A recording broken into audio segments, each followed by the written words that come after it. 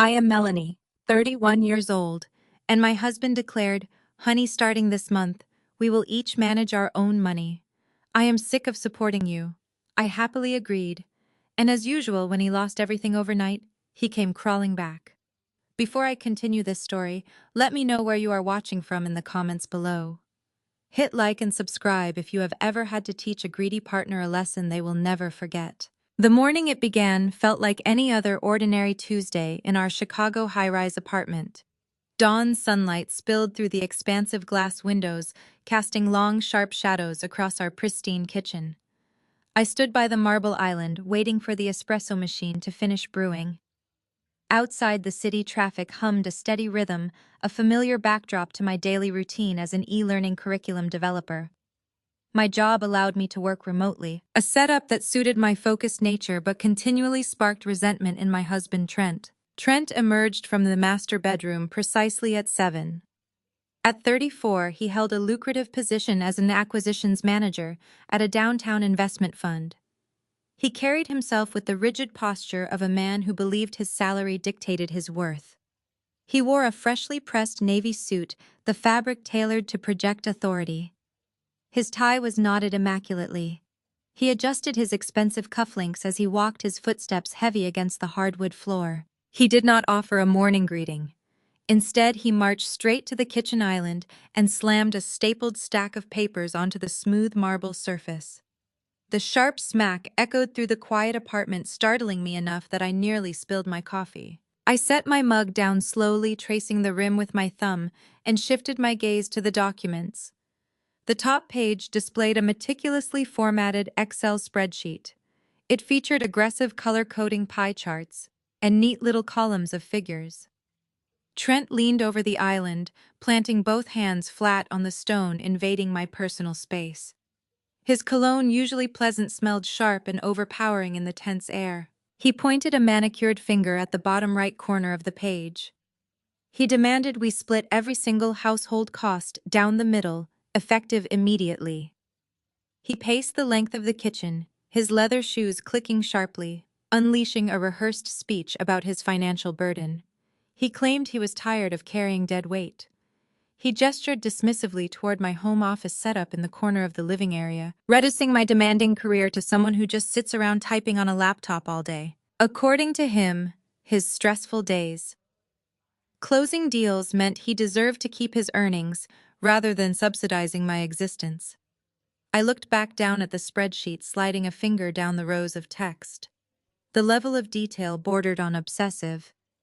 Trent had listed our luxury apartment rent, the high-speed internet, the electricity bill, and the water usage. But he had not stopped at the major utilities. He had tracked our streaming service subscriptions down to the penny. He created specific line items for household cleaning supplies. He even calculated the exact cost of dish soap, laundry detergent, and toilet paper, dividing the total by 2. My eyes scanned the ridiculous decimal points. A strange clarity washed over me. I felt no urge to cry. My chest did not tighten with panic. I simply observed the man I had married 5 years ago, watching him adjust his collar and puff out his chest, proud of the petty accounting trick he had just delivered. He expected me to argue. He wanted me to beg, to remind him that his income dwarfed mine, to plead for fairness in a city with a soaring cost of living. He thrived on that dynamic, that sense of superiority. I remained silent, studying the spreadsheet with clinical detachment. The paper felt cool and smooth under my fingertips. The columns of numbers told a story of a partner keeping score, measuring a marriage and transaction fees rather than mutual support. Trent stopped pacing and crossed his arms over his chest, waiting for the inevitable emotional breakdown. His smug expression radiated anticipation. The contrast between us hung heavy in the room. He vibrated with nervous, arrogant energy, desperate to assert dominance. I stood perfectly still, my breathing steady, anchored by a solid sense of self-awareness. He mistook my quiet contemplation for shock. He likely assumed I was mentally scrambling, terrified of how I would afford half of the premium cable package or the expensive imported coffee he insisted we buy. I thought he possessed all the leverage. He viewed my remote work as a quaint hobby, barely generating enough income to cover basic expenses. In his mind, he was the primary breadwinner cutting off a leech. He believed he had trapped me in an impossible financial corner, forcing me to either grovel for his continued support or drown in bills I could never manage. I picked up the spreadsheet, folding it neatly in half. The crisp crease of the paper felt satisfying. I met his gaze directly. His blue eyes searched mine for a sign of defeat, a tremor in my lip, or a crack in my composure. He found nothing but cool resolve. I nodded once, acknowledging his terms without uttering a single complaint. My reaction unnerved him. He shifted his weight, his confident posture faltering just a fraction. He had prepared for a fight, armed with retorts and justifications for his greed. My simple acceptance disarmed his entire strategy. I picked up my coffee mug and took a slow sip, enjoying the rich, dark flavor. The morning sun continued to brighten the kitchen, illuminating the dust motes dancing in the air between us. I turned my back on his bewildered expression and walked toward my desk. The day was just beginning, and I had work to do. He demanded a strictly transactional marriage, reducing our life together to line items on a balance sheet. He wanted to play a game of financial independence. I was more than willing to participate.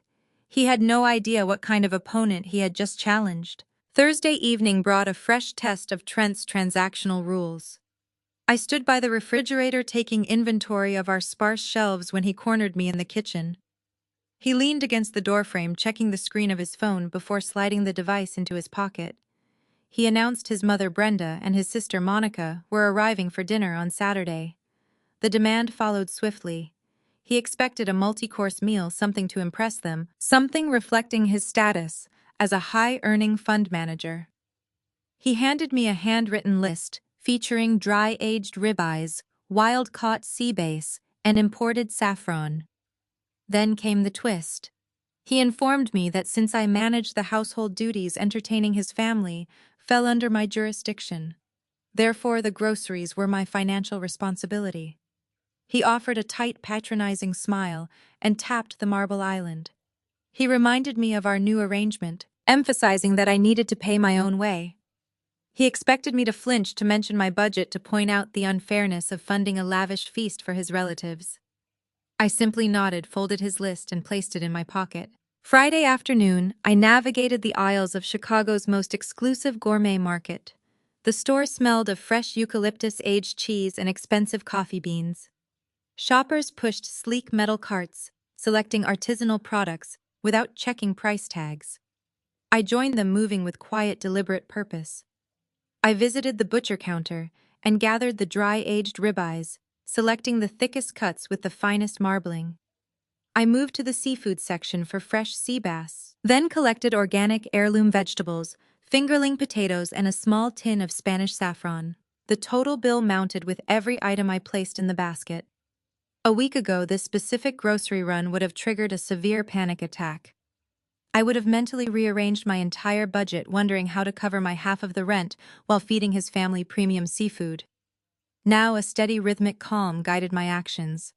I approached the checkout lane and watched the cashier scan the items. The total flashed on the digital screen, a number that would have wiped out a significant portion of my old bi-weekly paycheck. I reached into my leather wallet. My fingers bypassed the worn debit card I usually carried. Instead, I pulled out a heavy matte black corporate card. It bore the name of an educational consulting LLC I had registered just days prior. Setting up the corporate entity had been my first move after the buyout, a necessary step to shield my liquidated equity. I handed the sleek card to the cashier. The transaction processed instantly.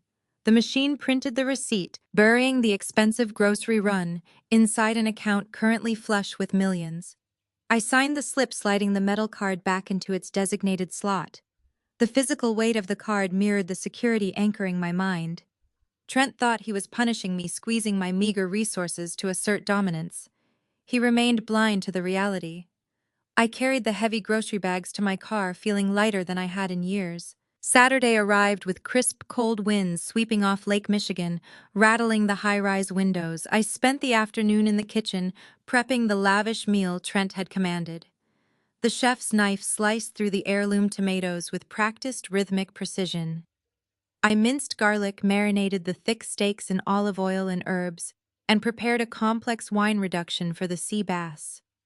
The physical labor provided a strange grounding comfort. Cooking usually evoked a sense of nurturing, a desire to feed and care for the people sharing my home. That sentiment had vanished, replaced entirely by cold efficiency. I viewed the kitchen not as the heart of our marriage, but as a strategic staging ground. Every chopped vegetable and seared piece of meat felt like a calculated move on a chessboard. I moved between the stove and the island, my mind occupied with legal structures, asset protection, and tax strategies. The savory aromas of roasting garlic and searing meat filled the apartment, masking the toxic atmosphere festering beneath the surface. I arranged the dining table with our best china, polishing the silver until it gleamed. While I worked, Trent treated the apartment like his personal runway. He strutted from the master bedroom to the living area, adjusting the stiff cuffs of a new designer shirt. He paused by the hallway mirror, running a hand through his hair and inspecting his reflection from multiple angles. He polished his leather shoes, making sure the tips caught the overhead track lighting. Every few minutes, he shot his cuff to check the time on his luxury watch, a recent purchase he flaunted whenever his family visited. He walked into the kitchen, lifted the glass lid on a simmering pot, and inhaled the aroma. He offered a short nod of approval, silently taking credit for the feast, simply by commanding it into existence. He poured himself a glass of sparkling water from the refrigerator, careful not to offer me any, or ask if I needed help. He offered unsolicited advice on the table setting, criticizing the placement of the silverware and adjusting the napkins. He believed he had mastered our dynamic, securing his wealth while forcing me into quiet submission. I watched him adjust his watch again, noting the exact angle of his smug grin. He stood in the center of the kitchen, lecturing me on how to present the wine to his mother and sister. He detailed exactly what topics I should avoid discussing, ensuring the evening revolved entirely around his recent acquisitions at the firm. He remained oblivious to the financial fortress I was constructing right under his nose. He thought he was preparing for a celebratory family dinner that highlighted his success. I knew I was setting the stage for his eventual ruin. The doorbell rang, signaling the arrival of his family, and I turned to greet them, my mask firmly in place. The chime of the doorbell cut through the low jazz music playing from the living room speaker. I wiped my hands on a damp kitchen towel and moved toward the foyer. Trent beat me to the door, pulling it open with a wide, performative grin. Brenda and Monica stepped over the threshold, bringing a cloud of heavy floral perfume and cold winter air into the apartment. Brenda wore a tailored tweed coat, her posture stiff, and practiced to project an air of old money she did not possess. Monica followed closely behind, draped in a camel-colored cashmere wrap. They both bypassed me entirely, stepping directly toward Trent for exaggerated hugs and loud greetings. Brenda finally turned her head in my direction. Her gaze swept over my simple black dress and flat shoes. A subtle twitch at the corner of her mouth betrayed her judgment before she smoothed her features into a tight, polite mask. She offered a brief nod instead of a vocal greeting. Monica barely registered my presence, her eyes immediately darting around the living space, evaluating the cleanliness and the expensive decor. The two women clustered around Trent, showering him with immediate, breathless praise.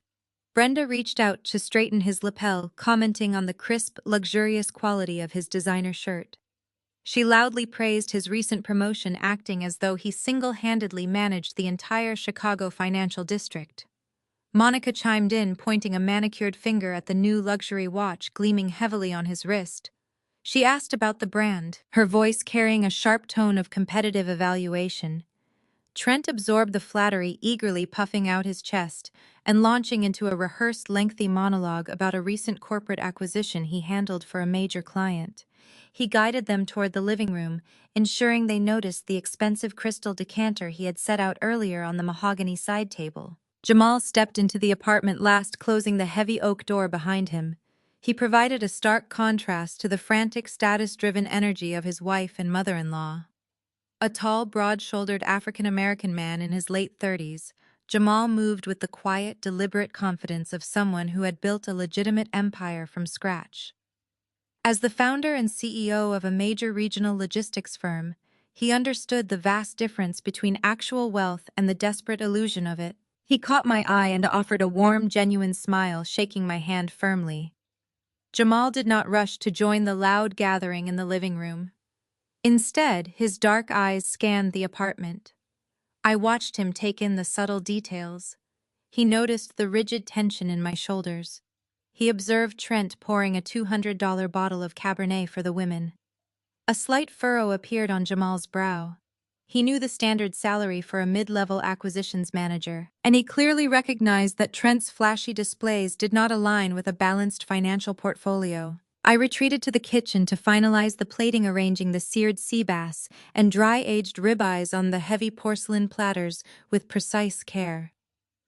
I carried the steaming dishes to the dining table, carefully setting them down amid the fine crystal glasses and polished silver cutlery.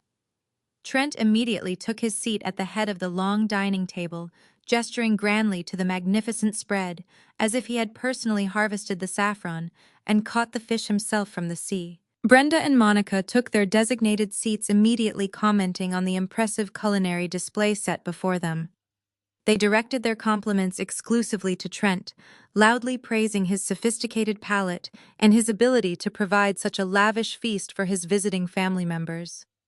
I sat quietly across from Jamal, unfolding my heavy linen napkin and placing it neatly in my lap without uttering a single complaint or comment. As the meal progressed, the conversation inevitably turned toward career aspirations. Brenda sliced into her medium-rare steak and directed a pointed, evaluating look across the table. She asked how my little online tutoring projects were going. I corrected her gently, stating I developed corporate e-learning curriculums, but she waved her hand dismissively, brushing off the critical distinction. Monica joined the targeted attack, asking if I ever planned to transition back into a traditional, respectable office environment.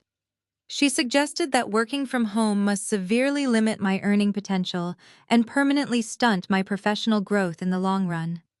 She then pivoted seamlessly to praising Trent, comparing my supposedly stagnant career to his rapid, brilliant ascent in the competitive financial sector. They framed their thinly veiled insults as maternal concern, masking their contempt with sweet, condescending tones. They painted me as an unambitious anchor weighing down their golden boy. They spoke about me as if I was a pathetic charity case Trent graciously tolerated out of pity. I answered their invasive questions with polite, incredibly vague responses, focusing entirely on my delicious meal. The tender meat and rich wine reduction tasted excellent, serving as a silent testament to the premium groceries I had purchased with my secret corporate bank account. I felt Jamal's heavy gaze shift slowly from his wife to me, then finally to Trent. Jamal ate his meal in total silence. He did not defend Trent's arrogant boasting, nor did he join in the women's passive-aggressive interrogation.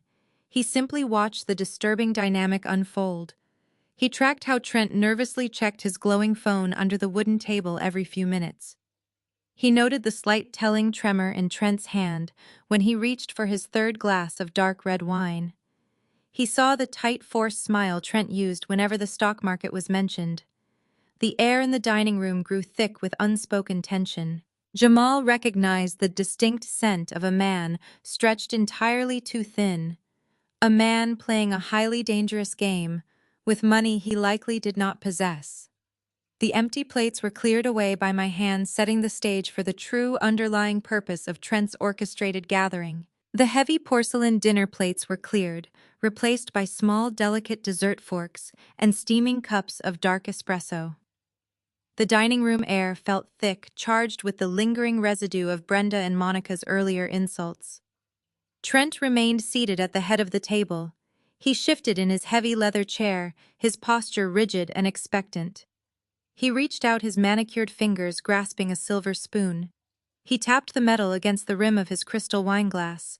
The sharp, high-pitched ringing sound sliced through the low murmur of conversation, commanding immediate silence from everyone present. Brenda ceased mid-sentence, turning her full expectant attention toward her son. Monica leaned forward, resting her elbows on the polished wood surface, her eyes bright with sudden, eager curiosity. Jamal sat back, crossing his strong arms, his dark gaze locked intensely on Trent's movements.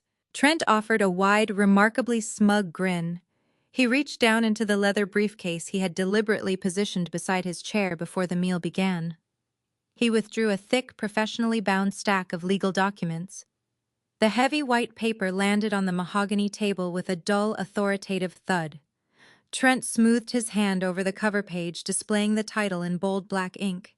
He cleared his throat, adopting the formal, booming tone he likely reserved for intimidating junior analysts at his firm. He announced his intention to formalize a massive structural change regarding our marriage.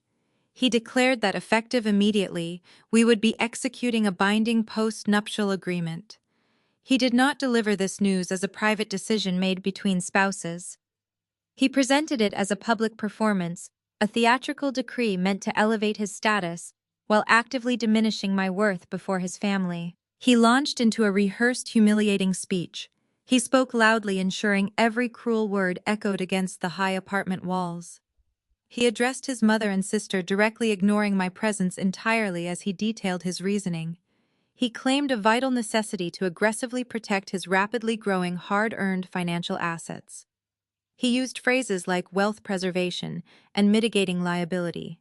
He stated that as an acquisitions manager dealing with complex, high-stakes portfolios, he could no longer risk exposing his future net worth to someone completely lacking in basic financial literacy. He painted a vivid, insulting picture of a hardworking, brilliant provider forced to legally guard his wealth against a wife who contributed nothing substantial to the household economy. He framed the document not as a tool for mutual security, but as a rigid cage designed to contain a parasite. I watched Brenda's reaction. Her eyes lit up with malicious delight. She offered a slow, approving nod, a smug smile stretching across her heavily powdered face. She murmured her absolute agreement, stating that practical men must always protect their legacy from poor investments. Monica mirrored her mother's cruel satisfaction. A sharp, ugly smirk played on her lips. She stared at me across the table, her gaze filled with eager anticipation. They were both waiting for the spectacle. They expected my composure to shatter. They anticipated a tearful outburst, a desperate plea for financial mercy, or a humiliated flight from the dining room. They craved the dramatic breakdown that would solidify their perceived superiority. I remained seated, my posture perfectly straight. The leather chair felt solid and supportive against my back. My breathing stayed remarkably slow and even. I did not flush with embarrassment. My eyes did not well with tears. The insult designed to break my spirit bounced harmlessly off the invisible armor I had constructed. I looked at the thick stack of legal paper resting near Trent's hand. I recognized the document for exactly what it was, a monumental, arrogant miscalculation. He believed he was severing a financial burden. I knew he was building a steel wall that would inadvertently secure my hidden wealth. I reached out with a steady hand. My fingers did not tremble as I grasped the delicate stem of my wine glass. I lifted the crystal to my lips, maintaining direct eye contact with Trent. I took a slow, deliberate sip of the dark red liquid. The silence stretched thick and uncomfortable as I slowly lowered the glass back to the table. I extended my right arm, sliding the thick post-nuptial agreement across the polished wood until it rested directly in front of my empty dessert plate. I flipped open the heavy cover page, scanning the dense legal jargon with clinical detachment. I did not look at Brenda or Monica. I addressed Trent with a calm, even voice, completely devoid of the panic or desperation he so desperately wanted to hear. I told him I completely understood his desire for absolute financial separation. I stated that securing our individual assets sounded like an incredibly prudent, mature decision for our future. I tapped the thick document with my index finger and calmly announced I would have my personal attorney review the terms thoroughly by Monday morning. The sudden, abrupt shift in the room's energy was palpable. Trent's smug, triumphant grin vanished, instantly replaced by a look of profound confusion. He blinked rapidly, his brow furrowing as his brain struggled to process my emotionless acceptance. He had loaded a weapon, aimed it squarely at my chest, and pulled the trigger only to watch me calmly catch the bullet and pocket it. The malicious smirks dropped from Brenda and Monica's faces. They exchanged quick, bewildered glances, their anticipated entertainment completely ruined by my serene reaction. The grand, humiliating power play had fallen entirely flat. Jamal uncrossed his arms, leaning forward slightly. A small, almost imperceptible smile touched the corners of his mouth. His sharp eyes darted from my calm expression to Trent's panicked, sweaty face. Jamal understood power dynamics better than anyone in the room. He saw immediately that Trent had severely misjudged his opponent. The silence in the dining room no longer belonged to Trent's dramatic announcement. It belonged entirely to me. I closed the legal document, resting my hands neatly in my lap, waiting patiently for dessert to be served. The dessert plates sat stacked by the deep stainless steel sink, coated in sticky remnants of blackberry tart. I left the crowded dining room under the guise of starting the heavy cleanup, desperately needing a moment away from the suffocating atmosphere my husband had curated. Trent was still holding court at the long table, his voice carrying down the hall as he boasted to his mother about international market yields and aggressive growth strategies. The sound of running water filled the kitchen, drowning out the worst of his arrogant, booming laughter. I squeezed a sponge and began wiping down the fine china, letting the repetitive motion ground my thoughts. The heavy legal document rested securely inside my leather tote bag on the adjacent counter. My mind was already categorizing the immediate next steps, calculating the swift legal maneuvering required to lock Trent out of my hidden assets permanently. The kitchen door swung open with a soft sigh.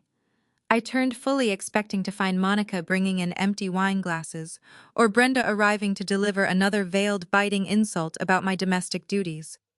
Instead, Jamal stepped into the room. He closed the door firmly behind him, entirely cutting off the noise from the dining area.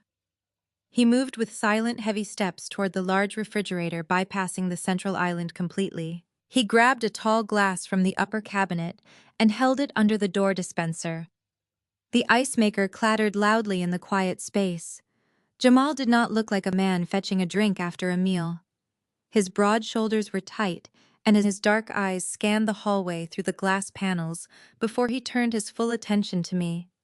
The polite, passive dinner guest persona he had worn all evening evaporated instantly. In its place stood the ruthless logistics executive who handled multi-million-dollar corporate contracts on a daily basis. He took a slow drink of ice water, carefully watching me scrub a plate. He stepped closer, invading the space by the sink, and kept his voice low. He noted my calm reaction to the legal ambush in the dining room, quietly praising my composure under fire.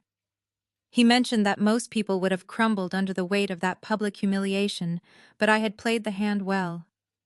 I rinsed the plate and set it carefully on the drying rack, keeping my expression neutral. I wiped my wet hands on a linen towel, waiting patiently for him to reveal his actual purpose. Jamal was not a man who engaged in idle kitchen gossip or petty family drama. He operated strictly on strategy and calculated risk. He leaned his heavy frame against the marble counter, crossing his arms over his chest, and dropped his voice to a bare, raspy whisper. He stated clearly that Trent was hiding something massive from everyone sitting in that dining room. Jamal laid out the ugly financial reality piece by piece. 2 weeks prior, Trent had requested a private, urgent lunch meeting at Jamal's corporate headquarters. Trent arrived sweating and desperate, dropping the fund manager act the moment the office doors closed. Jamal revealed that my husband was actively trying to secure a massive, highly volatile margin loan. Trent desperately needed a staggering $300,000 in liquid cash to cover a string of catastrophic market losses. He had been day trading risky cryptocurrency derivatives and complex options contracts, leveraging his own corporate salary until the downtown brokers cut him off. He had blown through his personal safety nets and was currently drowning in immediate aggressive debt. The truly repulsive part came next. Jamal explained the sheer audacity of my husband's backup plan. Trent had actually asked Jamal to list his highly successful logistics company as collateral to secure the shady margin loan. Trent wanted to risk a legitimate, thriving empire just to gamble on sinking digital coins. Jamal described shutting down the ridiculous request instantly, throwing Trent out of his office with a stern warning never to bring such toxic financial poison near his business again. I absorbed this information, leaning my hip against the edge of the sink. The puzzle pieces rapidly snapped into place. The insistence on splitting the grocery bills to the penny made sense. The sudden new passcode on the thermostat clicked into place. The desperate, sweaty energy hiding beneath the expensive new suits was explained. Trent was broke. Jamal pointed a steady finger toward the tote bag containing the legal document. He explained the true motivation behind the dining room spectacle. Trent was terrified. He knew his highly aggressive creditors would soon come looking for shared marital assets to liquidate. The post-nuptial agreement was not an arrogant flex of wealth preservation or a testament to his high earning power. It was a panicked, sloppy attempt to separate his financial identity from the household so he could declare individual bankruptcy if his final desperate gambles failed. Jamal looked me directly in the eye, his expression dead serious. He then delivered the most crucial piece of advice I would ever receive. Sign that post-nup immediately to build a firewall between his debt and your life. I explained that Trent genuinely thought he was protecting his future wealth from a wife he viewed as a financial liability. In reality, Trent was legally isolating himself with a mountain of toxic debt. Jamal advised me to take the contract to the sharpest attorney in Chicago and execute it before the financial markets opened on Monday morning. I met his intense gaze acknowledging the silent, powerful pact forming between us. I believed he was saving me from absorbing a devastating financial ruin. He had no idea he was actually helping me secure a $2.5 million cash fortune. I thanked him quietly, keeping my voice remarkably steady. Jamal nodded once, a gesture of respect. He turned open the kitchen door and walked back into the dining room to join the family, leaving me alone with the blueprint for my husband's destruction. Monday morning broke gray and bitterly cold over Chicago. I exited the taxi and stepped onto the busy pavement of LaSalle Street, clutching my leather tote bag tightly against the freezing wind. I bypassed the crowded coffee shops and hurried toward a towering glass skyscraper. My destination occupied the 45th floor home to one of the city's most formidable family law firms. I checked in at the sleek reception desk and was immediately escorted down a hushed, carpeted hallway. The heavy glass door swung open, revealing an office that projected raw, intimidating power. Modern art hung on the walls and the sweeping view of Lake Michigan commanded attention. Behind an expansive steel desk sat Fiona. She was a high-powered, ruthless attorney, known for dismantling complex asset disputes with surgical precision. She wore a sharp-tailored gray suit, her posture radiating absolute authority. I did not waste time with pleasantries. I pulled the heavy post-nuptial agreement from my bag and set it directly in front of her. I explained the timeline briefly, outlining the dinner party ambush and the urgent, hushed warning I received in the kitchen regarding the toxic margin loans. Fiona adjusted her glasses, her expression remaining entirely neutral as she opened the thick document. She reached for a red pen and began a rapid, methodical review of the pages.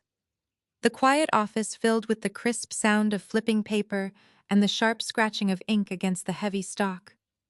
I sat silently in the leather guest chair, watching a professional dissect my husband's greed. Fiona did not miss a single detail. She read through the aggressive clauses, her eyes scanning the dense legal jargon with practiced speed. She identified the specific mechanisms Trent's lawyer had deployed to ensure absolute financial isolation. She noted the comprehensive debt-shielding clauses designed to firmly assign liabilities strictly to the individual who incurred them. She highlighted the sections demanding a total waiver of alimony and spousal support, permanently barring me from claiming any future financial assistance. After 30 minutes of intense silence, Fiona closed the document. She set her pen down and leaned back in her chair. A slow, distinctly predatory smile spread across her face. She looked at me, her eyes gleaming with sharp amusement. She declared the contract a masterpiece of staggering, arrogant stupidity. Fiona leaned forward, resting her elbows on the steel desk, and broke down the modern legal mechanics. She explained that Trent had demanded a rigid, impenetrable wall between our financial identities. He wanted to ensure that his supposed high earnings remained entirely his own, while simultaneously making certain I could never access his wealth or hold him responsible for any future debts. He demanded that all accounts, properties, and business interests held individually remain strictly separate property, immune from equitable distribution in the event of a divorce. Fiona pointed to a specific paragraph highlighted in bright red ink. She explained the massive catastrophic loophole Trent had inadvertently created. By demanding this aggressive separation of assets, he was legally binding himself to the same terms. The contract stripped him of any right to investigate claim or access my financial portfolio. He was too focused on protecting his investment accounts and hiding his massive margin debts to realize the sword cut both ways. I pulled a secondary folder from my bag and slid it across the desk. Inside lay the certified documents proving the recent acquisition of the e-learning startup and the subsequent liquidation of my equity shares. Fiona reviewed the bank statements displaying the $2.5 million cash deposit currently sitting securely inside the LLC I had recently formed. She examined the corporate structure, verifying that the entity was fully insulated and legally distinct from my personal marital assets. Fiona tapped the bank statement, her smile widening. She confirmed that by executing this specific post-nuptial agreement, Trent would legally forfeit any claim to the millions resting in my corporate account. The document he intended to use as a cage would instantly transform into an impenetrable ironclad shield around my wealth. If I signed his aggressive contract, he could never touch a single dime of my sudden fortune, nor could his aggressive creditors attempt to seize my assets to cover his disastrous market gambles. We spent the next hour detailing the execution strategy. Fiona advised against making any counteroffers or suggesting amendments to the text. Altering the document might trigger a secondary review by his legal team, potentially exposing my hidden financial status. The safest, most devastating move was absolute compliance. I needed to accept his harsh terms exactly as written, playing the role of the subdued, financially inferior wife. Fiona drafted a brief formal letter of acknowledgement confirming her review of the document and my intent to sign. She handed me the paperwork, her expression serious but supportive. She instructed me to finalize the agreement immediately before the volatile crypto markets shifted further and his creditors began hunting for shared collateral. I packed the documents back into my tote bag, feeling the physical weight of my secured future. The trip down the elevator felt completely different from the anxious ride up. The cold Chicago wind did not bite as sharply when I stepped back onto the street. I possessed a clear tactical roadmap. Trent believed he was executing a masterful strategy to cut me off, starving my resources to assert total dominance. He remained completely blind to the reality. I was walking back to the apartment, armed with the exact legal weapon required to destroy his leverage permanently.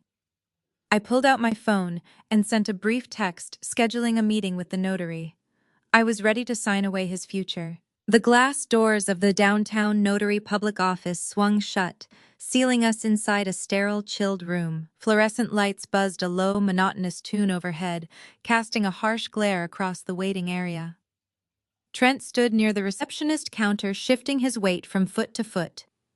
Wearing a sharp charcoal gray designer suit featuring a subtle check pattern, he showcased a garment likely financed by the very credit cards he desperately needed to protect.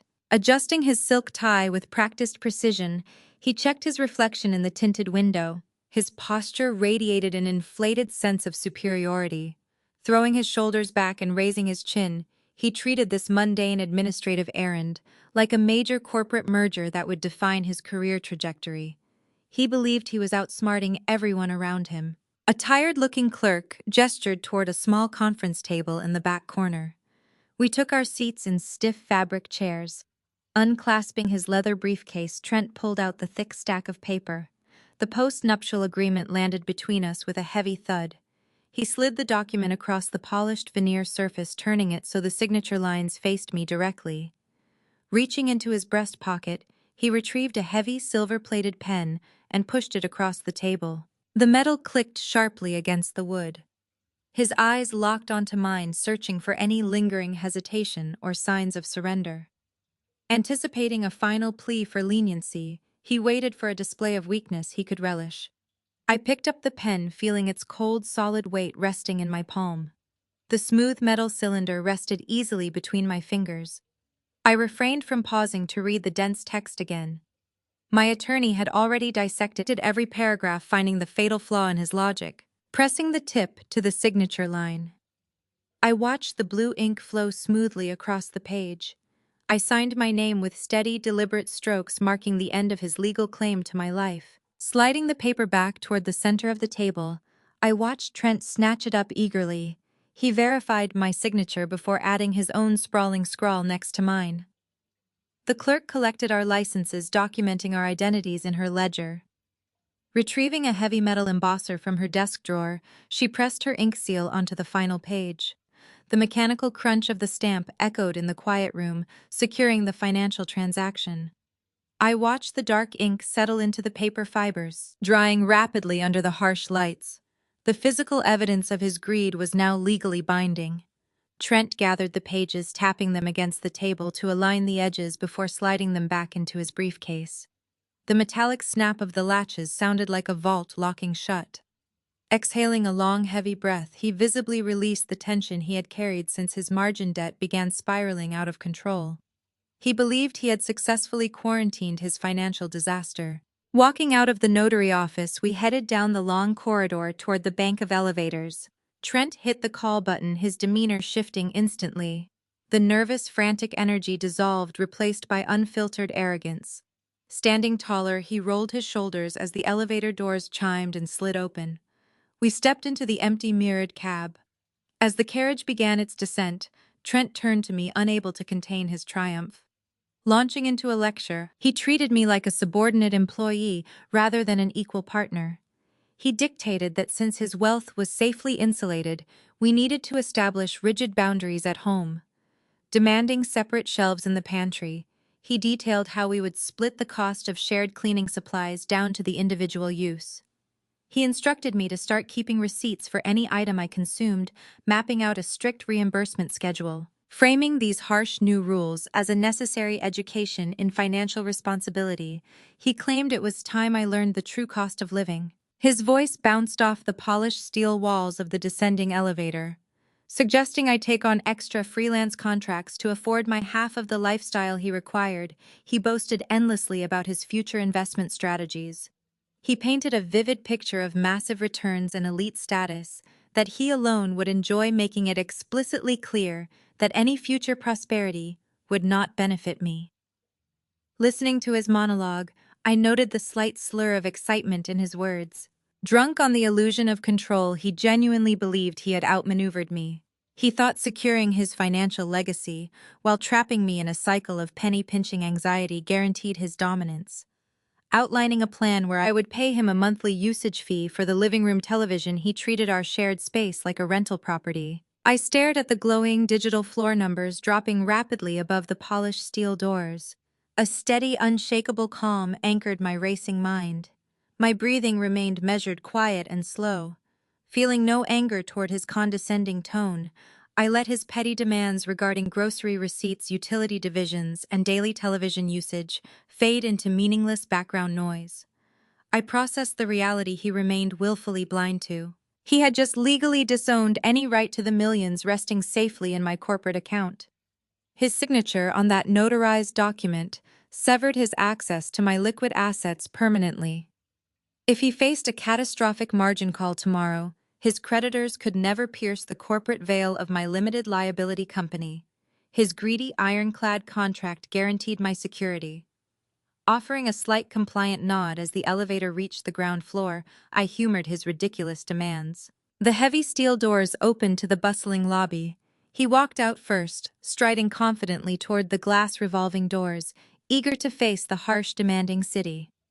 Following at a measured pace, I carried the quiet, empowering knowledge that his arrogant victory was actually his financial ruin.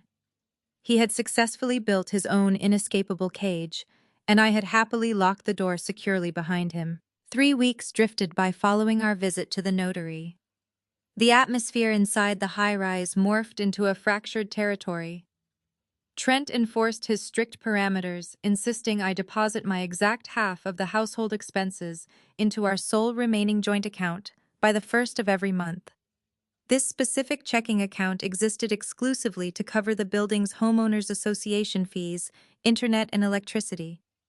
He treated this financial segregation as a daily victory. He placed labels on his imported cheeses in the refrigerator and changed the passcode on the smart thermostat. I played along, depositing my share on time, letting him savor his perceived dominance. On a dreary Friday evening, rain lashed against the living room windows.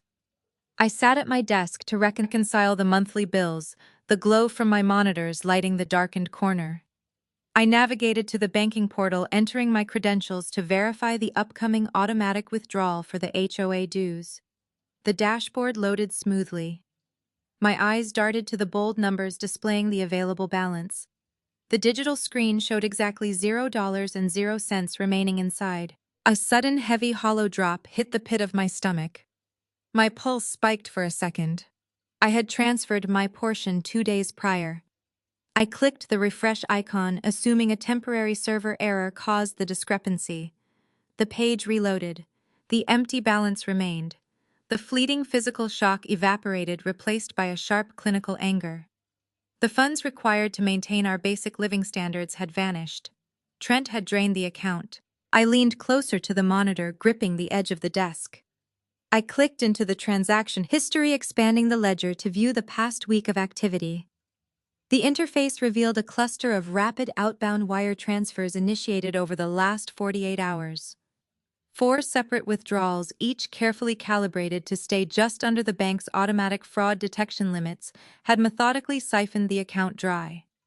I immediately downloaded the raw data files, dragging them directly into a fresh spreadsheet to carefully analyze the routing numbers and destination tags. The funds did not shift into Trent's primary checking account or any familiar domestic institution. They bypassed standard financial clearinghouses entirely. The money flowed through a third-party payment processor infamous for facilitating high-risk digital asset transactions. My fingers flew across the keyboard. Working in educational technology for years had required me to understand back-end system architecture and network tracking. I accessed the security settings of our joint bank profile and pulled the active login history. The bank recorded the IP address for every authenticated session. I copied the string of numbers and ran a geographic trace through a public registry tool. The location data pinged directly back to the IP block assigned to Trent's downtown investment firm. The timestamps exposed his escalating panic.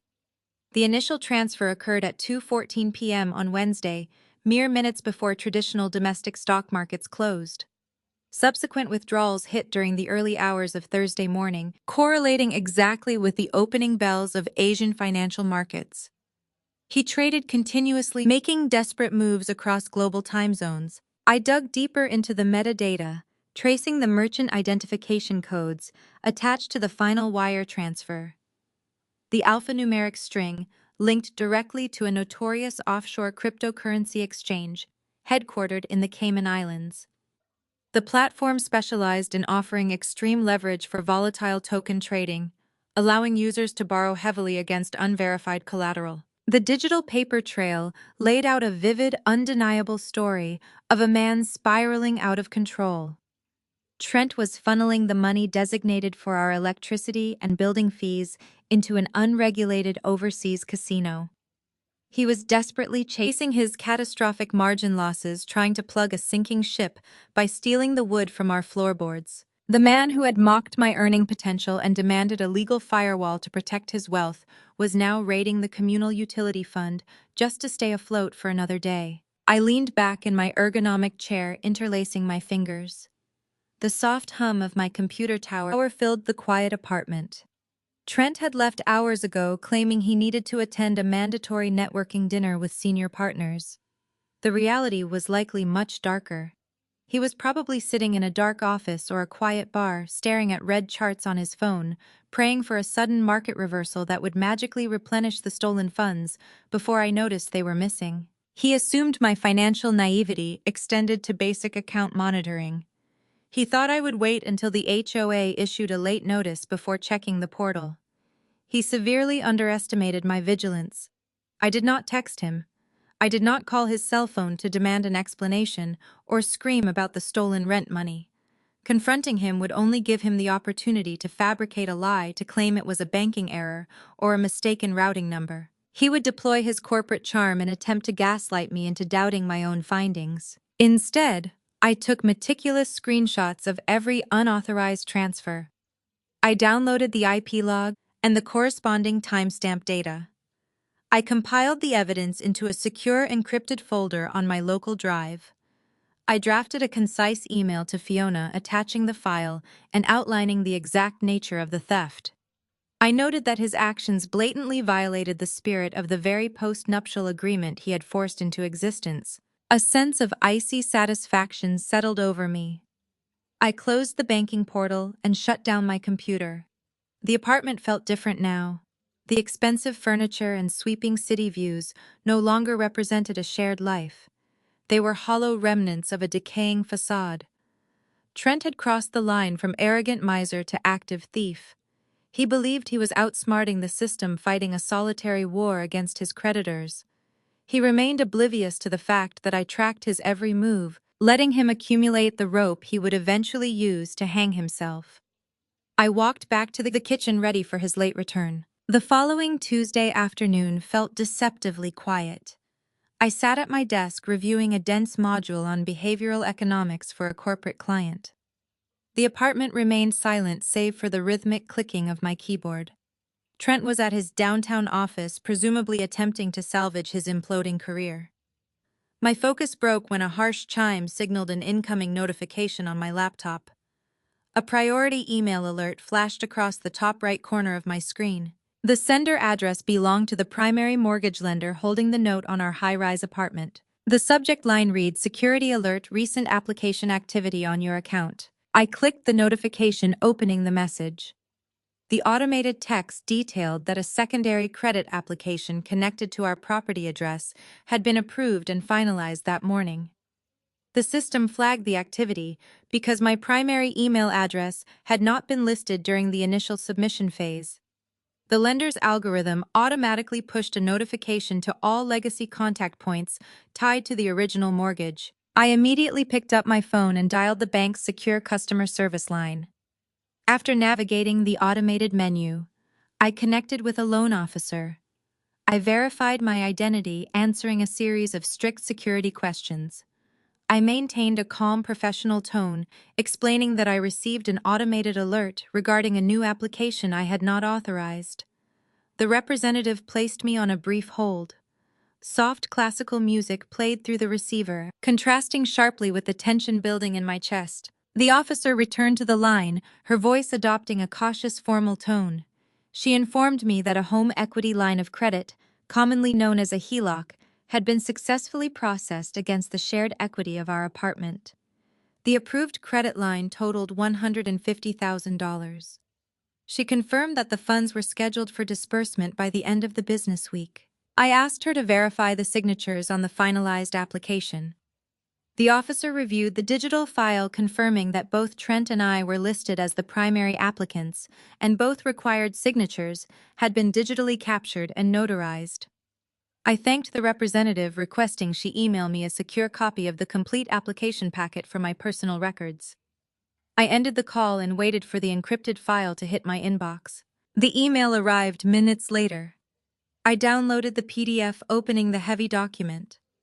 I scrolled past the dense financial disclosures and the property valuation estimates, moving directly to the final signature page. I stared at the screen.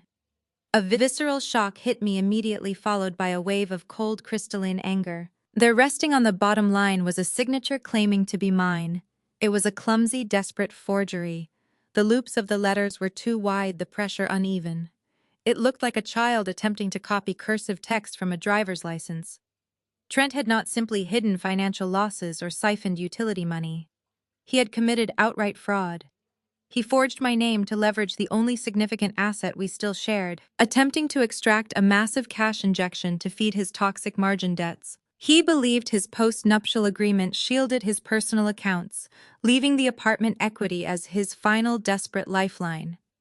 He assumed he could secure the loan, gamble the funds, win back his losses, and repay the HELOC before I ever discovered its existence. He treated our home as a personal ATM, relying on his arrogance to cover his criminal tracks. I leaned back in my chair, staring at the fraudulent signature. I did not feel the urge to scream. I did not storm into the hallway or pack a bag to leave. Confronting Trent would achieve nothing. If I showed him the document, he would panic spin a web of lies and perhaps attempt to cancel the loan, destroying the hard evidence. He would gaslight me, claiming he did it to save our lifestyle. I refused to grant him the opportunity to control the narrative. I saved the PDF file to my secure encrypted folder. I opened a new email draft, attaching the forged application alongside the transaction logs from the stolen joint account. I addressed the message to Fiona. I typed a brief clinical summary of my findings. I highlighted the exact page of the forgery and noted the amount of the approved credit line. I pressed send, delivering the weapon directly into the hands of my attorney. Next, I navigated back to the bank's online portal. I bypassed the standard customer service options and located the direct contact information for the bank's internal fraud and security division. I dialed the number, connecting with a senior fraud investigator. I spoke slowly and clearly. I reported the forged signature on the newly approved HELOC application. I provided the loan application number and explicitly stated I had not authorized the line of credit, nor had I signed any documents related to the transaction. The investigator took my statement, his tone turning grave. He explained the immediate protocol. The bank would instantly freeze the pending disbursement of funds. They would launch an internal investigation, flag the account for fraudulent activity, and potentially notify local law enforcement depending on their findings. I agreed to cooperate fully, providing them with my direct contact information for any necessary follow-up interviews. I ended the call and placed my phone face down on the desk. I had just set a delayed fuse bomb directly beneath Trent's life. He would expect the six-figure cash injection to hit his account by Friday, anticipating the financial rescue he desperately needed. Instead, he would face a locked account, an aggressive bank investigation, and the terrifying realization that his criminal actions had been exposed. I closed the laptop, the screen going dark. The afternoon sun cast long shadows across the living room floor. Trent was scheduled to return home in a few hours, likely wearing his polished suit and arrogant smirk, believing he had successfully executed his desperate plan. He had no idea the trap had already snapped shut. I stood up and walked toward the kitchen to pour a glass of water, perfectly prepared to play the role of the oblivious wife for just a little while longer. Wednesday morning offered a sharp contrast to the tension of my shared apartment. I stood in the lobby of a newly constructed residential tower in the River North District. The modern building boasted biometric security, private elevator banks, and a vetted concierge staff. A seasoned real estate broker named Patricia met me near the front desk. She handed me a glossy brochure and guided me toward the private lift. The steel doors slid shut, rocketing us to the 68th floor. Stepping directly from the elevator into the penthouse foyer, I took in the scale of the space. Floor-to-ceiling glass wrapped around the living area, framing a clear view of Lake Michigan. The morning light caught the crests of the waves, flooding the open floor plan with natural illumination. Wide plank oak flooring stretched toward a large kitchen, equipped with dark matte cabinetry and integrated appliances. The primary suite featured a wraparound balcony and a bathroom encased in imported marble. It felt secure and removed from Trent's toxic orbit. I walked toward the glass edge, looking down at the sprawling city grid. Patricia stood a respectful distance away, quoting square footage and highlighting the building's amenities. I cut the sales pitch short. Turning away from the window, I informed her I wanted to submit an offer immediately. I laid out my terms. I would bypass the mortgage process and execute a cash transaction. Furthermore, my personal name would remain absent from all public property deeds and county tax records. The closing documents would list my recently established Educational Consulting LLC as the sole purchaser. Patricia's professional smile widened. Handling cash transactions for corporate entities was a routine procedure in the luxury market. She quickly drafted the purchase agreement on her tablet. We established a short closing window, utilizing an expedited title company familiar with corporate acquisitions. By utilizing the LLC, I constructed a legal barrier between my identity and my new sanctuary. Trent could scour public databases for months and never connect me to the River North penthouse. With the real estate transactions swiftly secured, I dedicated the next few afternoons to outfitting the space. I visited design showrooms in the Merchandise Mart, bypassing price tags and focusing solely on form and function. I selected a modular Italian leather sofa in a deep charcoal shade for the main living area. I purchased a heavy live edge walnut dining table and sleek minimalist chairs. The bedroom received a low-profile platform bed and silk linens. My primary focus, however, remained the home office.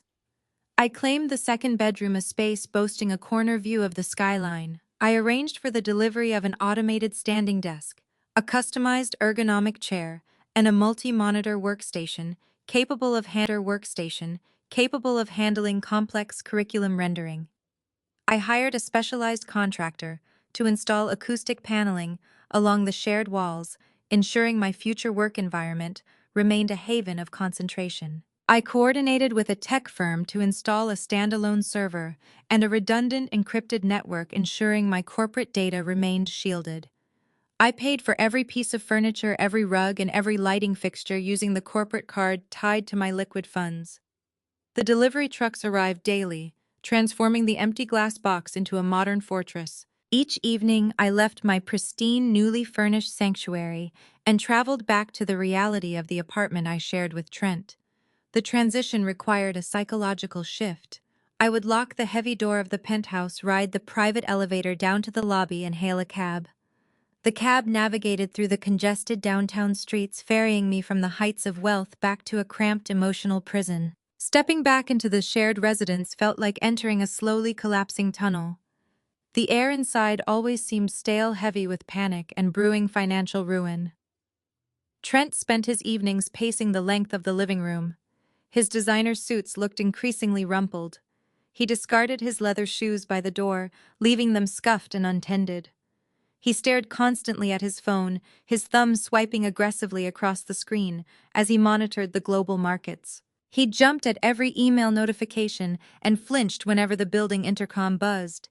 He frequently poured himself large glasses of whiskey, failing to mask the tremor in his hands. The confident, domineering executive who had slammed an Excel sheet onto the kitchen counter was rapidly deteriorating. He stubbornly maintained his territorial rules, aggressively guarding his labeled groceries and strictly monitoring the apartment's thermostat.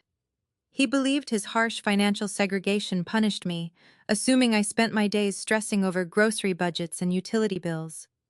He treated me with dismissiveness, acting as the beleaguered provider burdened by an unambitious wife. I watched him unravel from the comfort of the sofa, sipping tea while he calculated his mounting debts. I existed simultaneously in two different realities. In one world, I commanded millions, owned a luxury penthouse outright, and directed contractors to construct a custom workspace.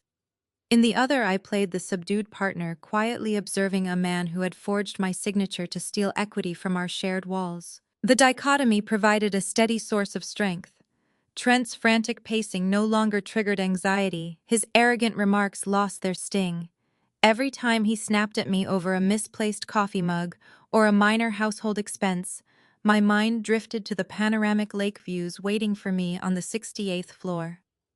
I allowed him to construct his own narrative of superiority while I held the keys to a life of independence. I patiently bided my time, letting the bank's internal fraud investigation run its course behind the scenes. The forged credit line remained frozen, securing the final lock on his impending disaster.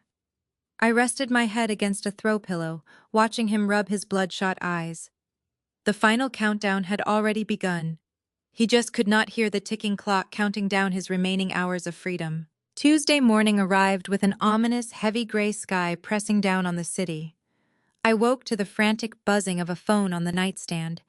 It was not my scheduled alarm. Trent's device vibrated relentlessly against the polished wood, lighting up the dim bedroom with a rapid succession of push notifications. He bolted upright, gasping as if he had been holding his breath underwater.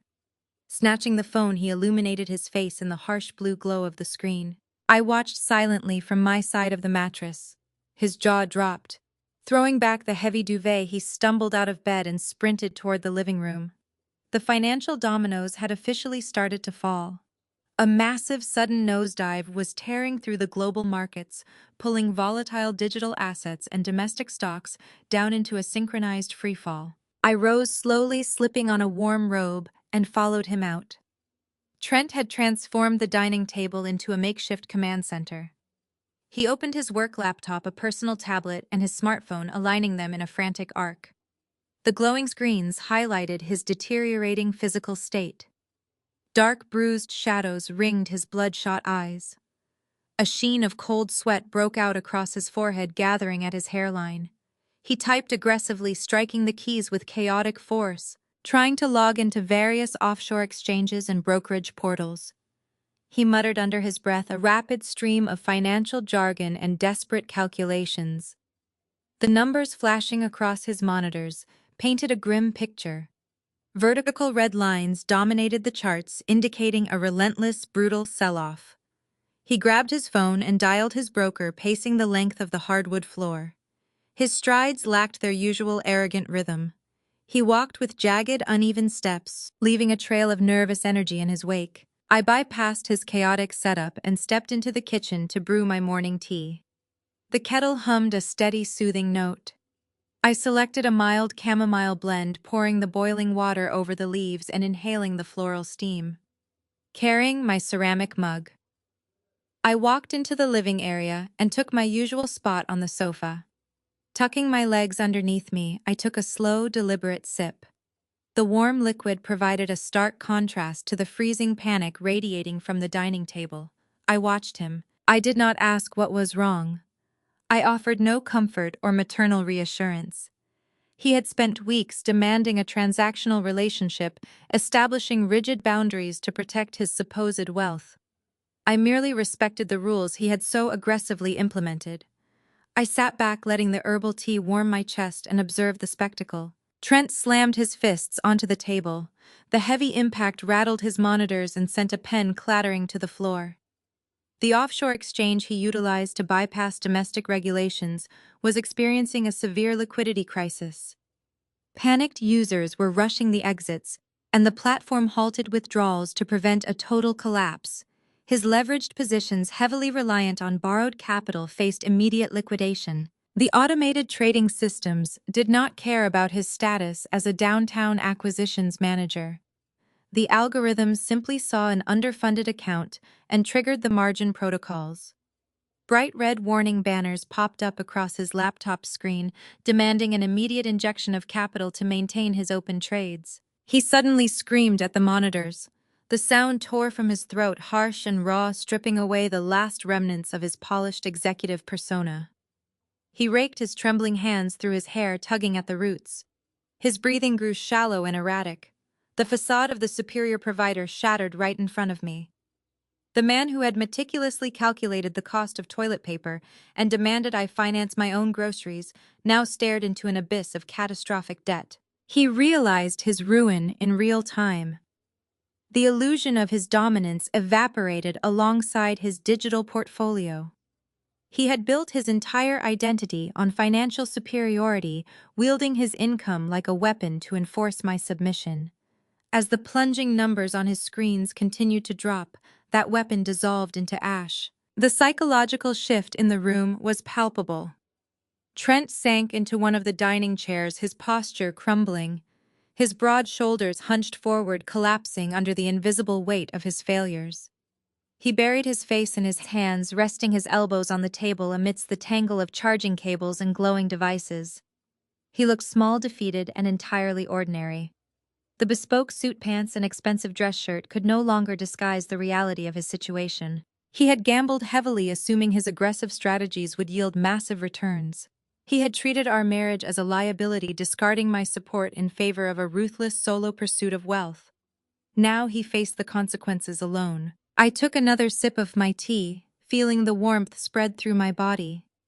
The apartment, once a tense battleground, transformed into a theater of justice. I observed his panic without a shred of sympathy. He had meticulously orchestrated his own downfall, building a cage of isolation and greed. He assumed his forged credit line would save him, anticipating the bank's disbursement later in the week. He remained utterly unaware that the safety net had already been dismantled. The internal fraud investigation was currently active, freezing the funds he desperately needed to cover his evaporating margin loans. I was free-falling without a parachute. I lowered my mug to the coffee table, folding my hands in my lap. The morning sun crept higher, casting a bright light over his ruined command center. The opening bell of the market had rung, and the day was unfolding exactly as it should. He stared blankly ahead, trapped by the rigid post-nuptial agreement he had forced me to sign. His greed had built the very walls now closing in around him. I sat in the comfortable quiet silence, savoring the bitter reality taking root in his mind. The financial fortress I secretly constructed remained entirely flawlessly untouchable. The quiet of the apartment hung heavy, broken only by the erratic heavy breathing coming from the dining table. Trent sat frozen in front of his array of glowing screens. The bright red lines of the financial charts reflected in his wide, unblinking eyes. I watched the tense line of his shoulders, anticipating the next inevitable blow. A sharp metallic ping echoed from his primary smartphone resting face up next to his laptop. The notification sound, reserved for high-priority trading alerts, sliced through the stifling silence. Trent flinched violently. His entire body jerked as if he had touched a live electrical wire. He reached for the device with a trembling, uncoordinated hand, swiping away the lock screen. He brought the phone closer to his face. The harsh backlight illuminated his hollow cheeks and the sheen of cold perspiration coating his skin. His eyes locked onto the incoming message, scanning the brief text. All color drained from his face, leaving a sickly, pallid gray. His jaw slackened and his mouth fell open in a silent, jagged gasp. The digital execution order had arrived. An automated email from his primary offshore brokerage firm demanded an immediate, massive deposit to maintain his highly leveraged positions. The text outlined a catastrophic margin call totaling exactly $400,000. I needed to inject nearly $500,000 in liquid cash before the current trading window closed. If he failed to meet the requirement, the platform's algorithm would ruthlessly liquidate his entire portfolio. He stared at the glowing numbers, his chest rising and falling in rapid, shallow jerks. The air in the apartment grew thick and suffocating, wrapping around his throat like a physical vice. He dropped the phone onto the table. The device clattered against the wood, sliding to a stop near his knuckles.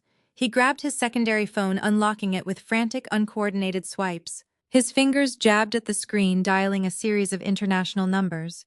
He pressed the phone to his ear, pushing his chair back and pacing the narrow strip of hardwood between the dining area and the kitchen. He barked urgent commands into the receiver, demanding to speak with account managers, risk assessment officers, or anyone with authority to override the automated system. He navigated complex automated menus, his voice cracking as he yelled at the foreign operators. He pleaded for an extension, begging for a 24-hour grace period to secure the required funds. The brokers on the other end remained entirely unsympathetic. Their unregulated platforms operated on strict mathematical parameters, unconcerned with the panic of an over-leveraged day trader. The calls ended in abrupt, merciless disconnections. Trent threw the phone down onto the sofa cushions, returning to his laptop. He opened a new browser tab, navigating away from the plunging red charts to access various domestic financial institution websites. His desperation morphed into a chaotic digital scramble. He rapidly filled out online applications for personal loans and high-limit credit cards, attempting to aggregate enough revolving credit to satisfy the impending margin requirement.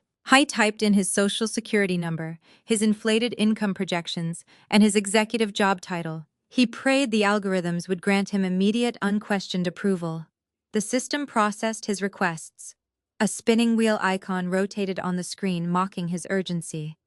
Moments later, the page refreshed, displaying a bold red denial notice.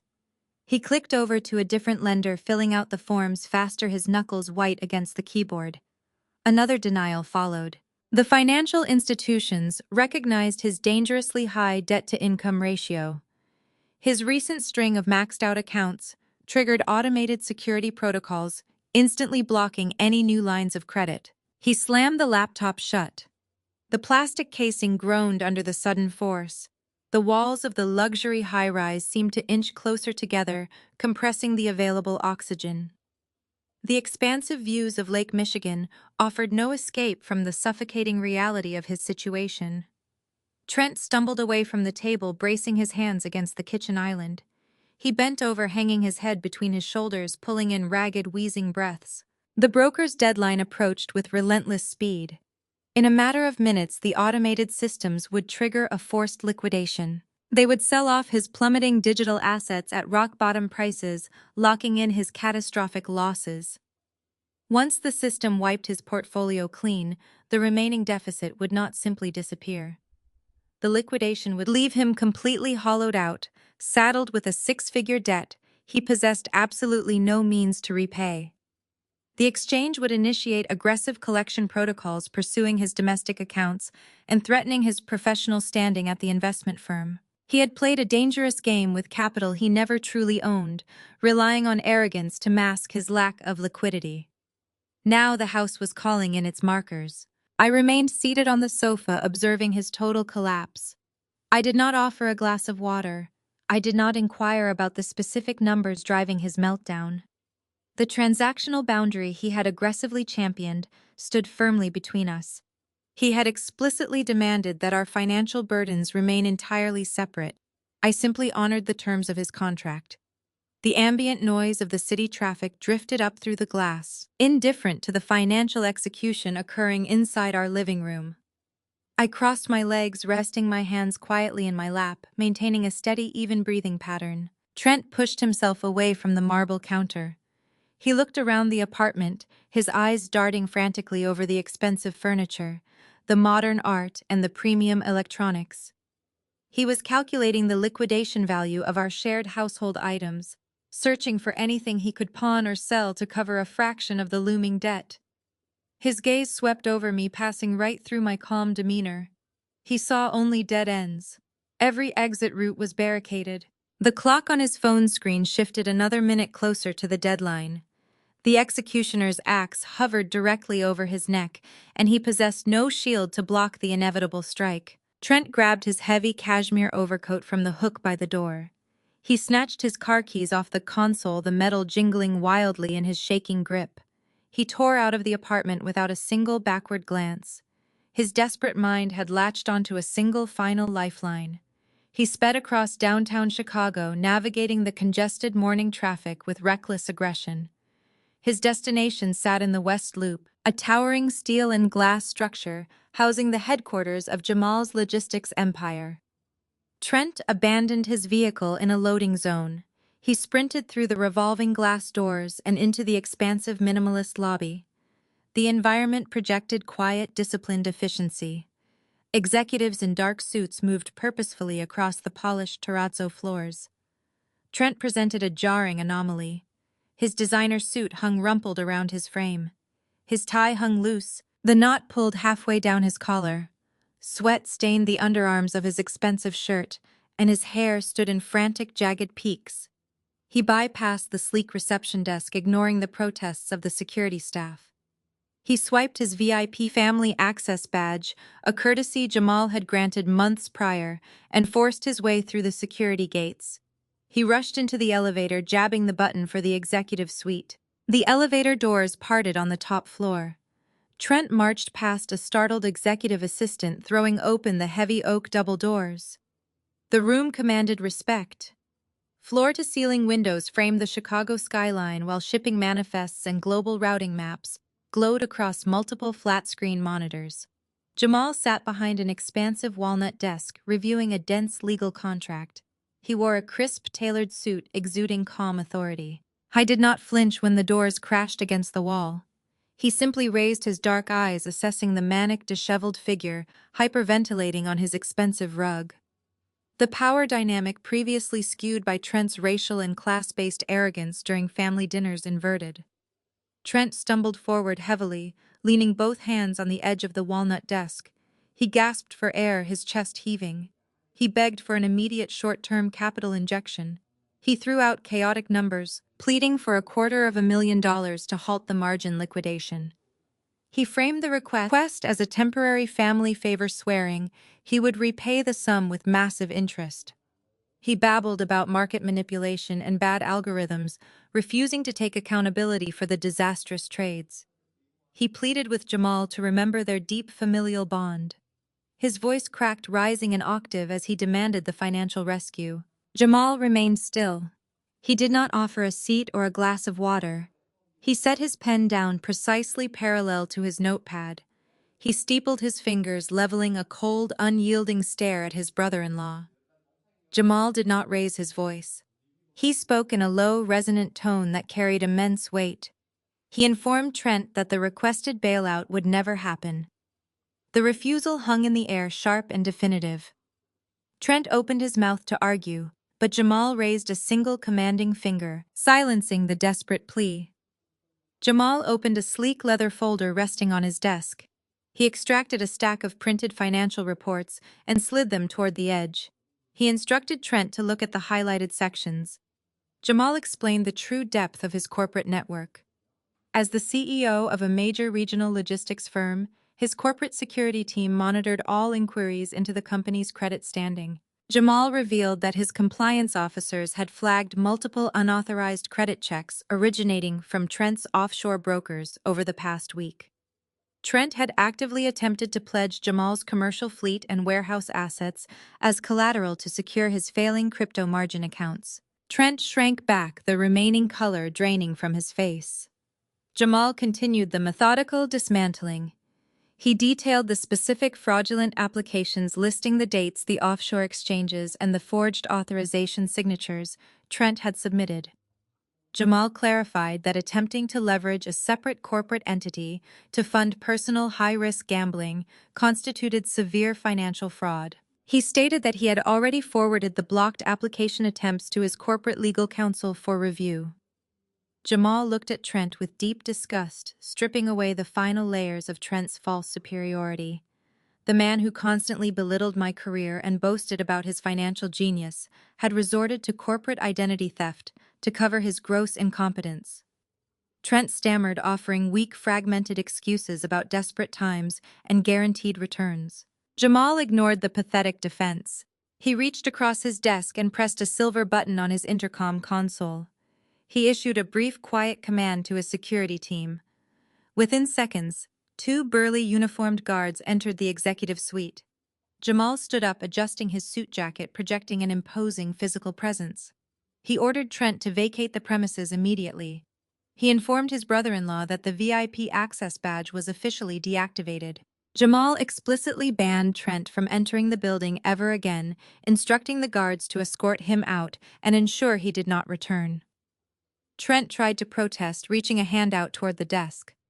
One of the security guards clamped a firm grip onto Trent's shoulder, turning him forcefully toward the exit. The humiliating walk began. Trent was marched out of the executive suite, down the long corridor, and into the elevator.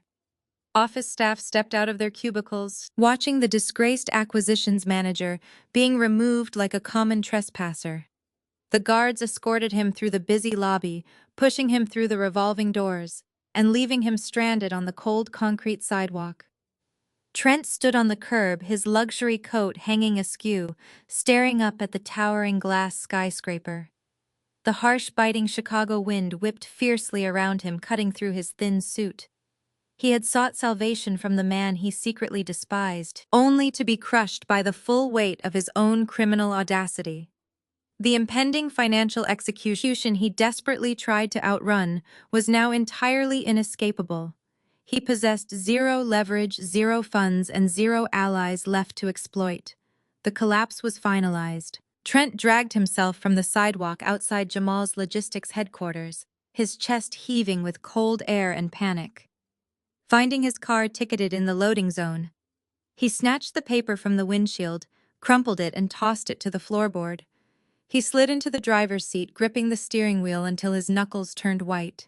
His final desperate attempt to secure external funding had failed spectacularly. The offshore margin call deadline had officially passed. The automated liquidation algorithms were currently devouring his portfolio. He possessed only one remaining option, a catastrophic, highly illegal maneuver he had initiated in the early hours of the morning. He put the car in gear and drove toward the financial district, heading straight into the teeth of his professional execution. He parked in the subterranean garage of his investment firm, swiping his access card with a trembling hand. The heavy steel gate lifted, granting him entry to the familiar sterile environment. He rode the elevator to the 32nd floor, attempting to smooth his rumpled suit and straighten his tie. He stepped off the elevator, expecting the usual hum of ringing phones and frantic trading floor energy.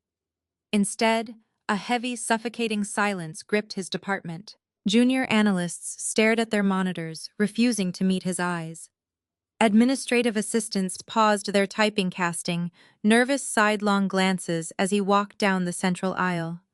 The atmosphere mirrored a sudden drop in barometric pressure preceding a violent storm. Trent approached his corner office, a space he viewed as a monument to his financial superiority.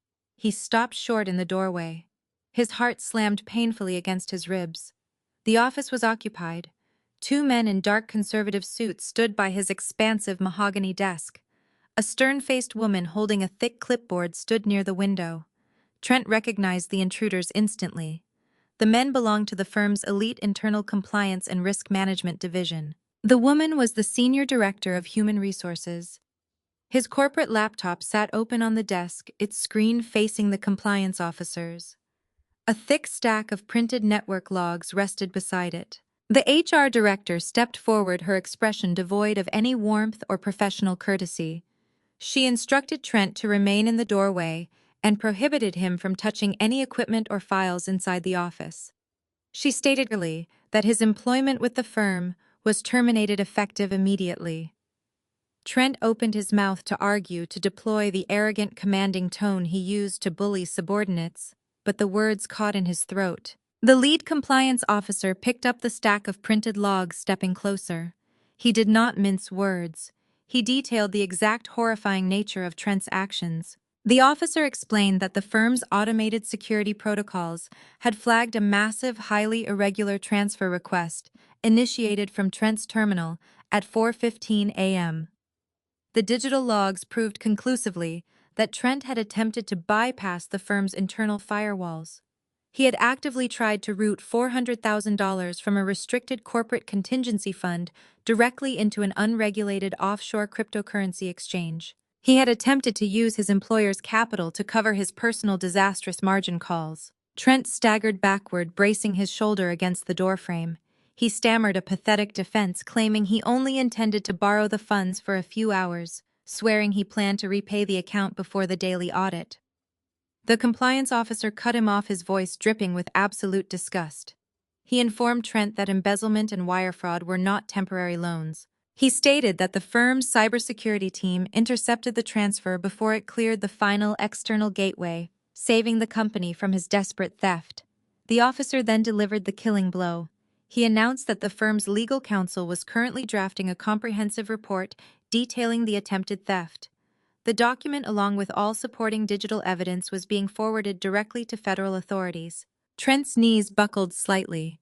The color drained from his face, leaving a sickly, waxy pallor. He had gambled his career, his reputation, and his freedom on a reckless criminal Hail Mary. The gamble failed, exposing him to severe federal penalties. The HR director signaled to two security guards waiting quietly in the adjacent hallway. They moved swiftly, flanking Trent on either side. The director demanded his corporate ID badge, his building access card, and his company-issued mobile phone. Trent complied mechanically, his hands shaking violently as he surrendered the symbols of his executive status. He dumped the items onto the clipboard. The security guards instructed him to walk toward the elevator bank. They did not allow him to gather personal belongings, family photos, or the expensive fountain pens resting on his desk. The humiliating perp walk commenced. Trent was marched down the center of the trading floor. The low murmur of conversation ceased entirely. Dozens of colleagues, subordinates he had berated, and peers he had tried to outshine watched his public disgrace.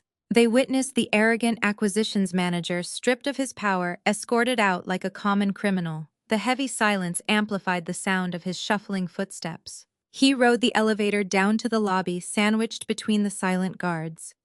The descent mirrored his rapid fall from grace.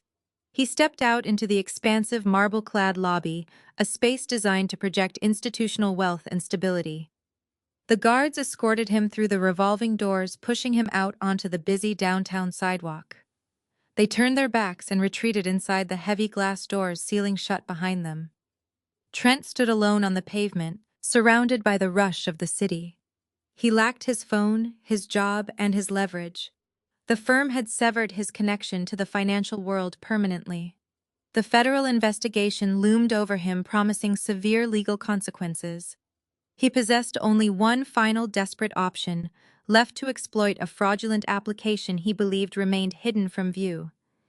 He turned and walked toward the parking garage, determined to access the stolen equity before the walls closed in completely. Trent pushed through the heavy fire doors, leading to the subterranean parking garage beneath the investment firm.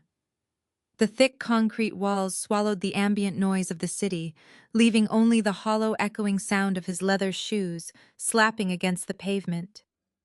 The air down here felt damp and smelled sharply of exhaust fumes. He marched down the dimly lit row of parked vehicles, his chest heaving with ragged breaths.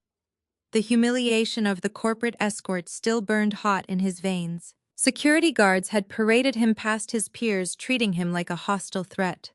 Survival instinct quickly overpowered the lingering shame.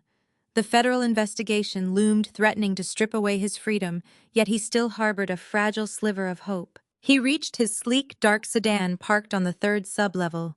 Yanking the driver's side door open, he dropped heavily into the driver's seat and slammed the door shut. The thick automotive glass sealed him inside a soundproof cabin. He reached into his tailored jacket pocket and retrieved his personal smartphone. He gripped the smooth metal edges, his thumbs slick with cold sweat. The home equity line of credit represented his final available lifeline. The mortgage lender had approved the application earlier in the week, scheduling the $150,000 cash disbursement for this morning. If the deposit cleared, he could wire the funds immediately to a private offshore account, securing enough capital to hire a high-powered criminal defense attorney. He just needed to execute the transfer before the compliance officers finalized their report to the authorities. He tapped the banking application icon on his home screen. The display flashed bright white, prompting a biometric scan. His thumb slipped against the sensor, leaving a smear of moisture. The device vibrated, signaling an error and demanding his manual password.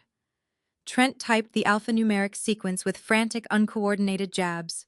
He struck the wrong key twice, forcing himself to delete the entry and start over before finally gaining access. The blue loading circle spun in the center of the screen. He held his breath, waiting for the dashboard to populate with the six-figure balance that would guarantee his escape. The screen blinked. Instead of displaying his account ledger, the interface shifted to a stark gray background. A solid red banner materialized across the top of the display. The text read, "Account suspended. Contact Fraud Prevention Services immediately." Trent squeezed his eyes shut, shaking his head rapidly. He forcibly closed the application and launched it again. He typed his password faster, his heart hammering violently against his ribs. The exact same red banner appeared. The system denied him entry, locking his dashboard behind an impenetrable digital wall. A freezing wave of dread washed over his limbs, numbing his fingertips.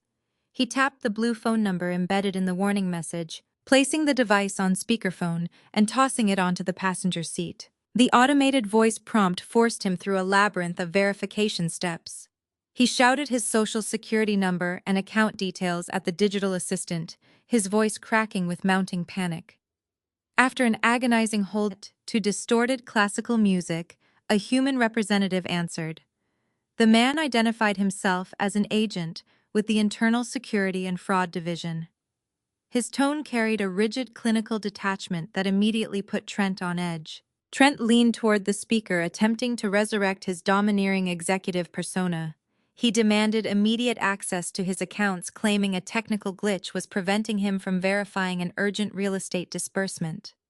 He referenced his long-standing relationship with the institution, adopting a harsh scolding rhythm intended to intimidate the employee into rapid compliance.